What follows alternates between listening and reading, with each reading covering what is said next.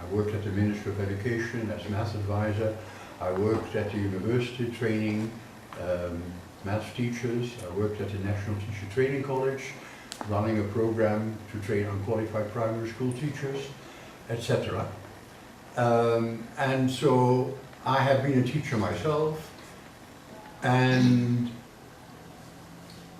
I became critical of the school system. I remember sitting in the back of a class and looking at the teacher. I had to evaluate them as a teacher trainer, and I looked at the students and I saw they were bored, they were imprisoned in the school.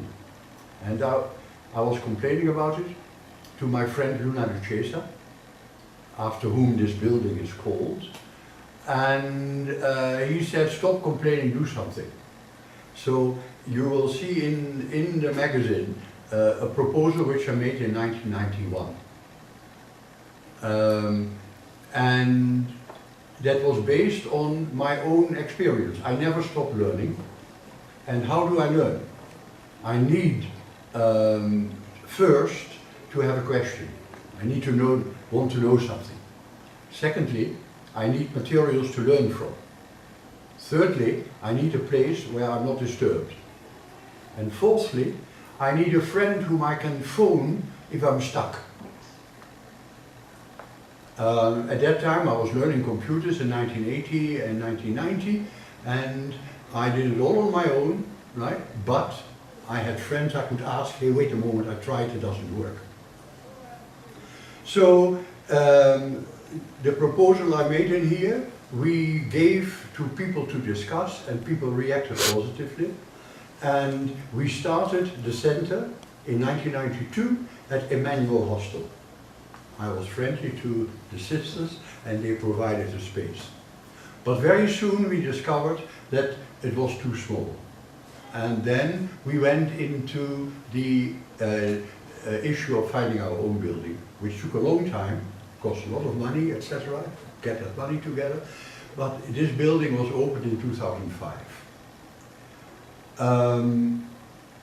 Then in 2013 we did a research in our old students and find out how they felt about studying on their own here. And we got very positive reactions, fortunately.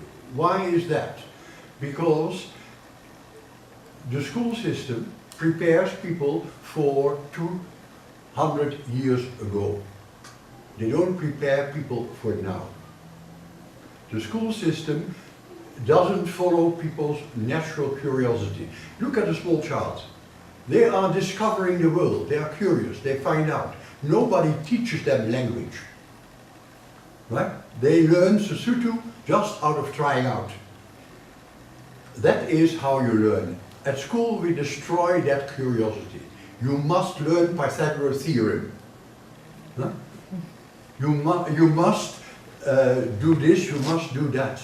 We destroy the natural curiosity, which is the basis of learning. And what we found with our old students is that they are solving their own problems, that they have initiative, that they are finding their own way in the world. They are people who are self-confident. That's what we are doing here. And that is why we have no teachers. We provide people, tutors we call them, right? We provide them to answer their questions, or to say, have you looked at that book? Instead of saying, this is the answer. It makes people responsible for their own learning. And that is why there is a logo here which says, I decide what, when and how to learn. It makes independent people. And so, after 25 years, I think we can be quite proud of this. We have also, I'm involved in a youth center at Pabalong, and where we start something like this. There is no reason why at any place in the country Any school in the country, there cannot be a room where people can go and study whenever they have the opportunity, whenever they have the curiosity. I am friendly with a painter, Ntate Bokutimi, who is 92 years old, and he is coming here to study computers. Okay? Curiosity, the wish to learn something, is the source of learning. I heard over the BBC a discussion on how is the future. You know that more and more things in this world is done by robots, automatic things. What is the role of man? What work do we have? And I don't know if you know what Alibaba, which is a big organization in China, like Amazon, started by, I forget the name of the man, right? But he is a billionaire. And he said, you know, we need to help people to do the things which are uniquely human. In what way is a human being different from a machine?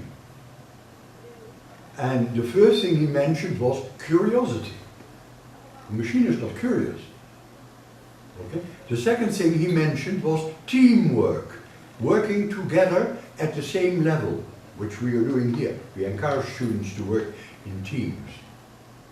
The third thing he mentioned was empathy. Machines don't have empathy, but we as human beings have empathy. That is what we need to develop. And that is what is happening here, and that is what is not happening in schools, and that is why this place is the place for the future. Thank you.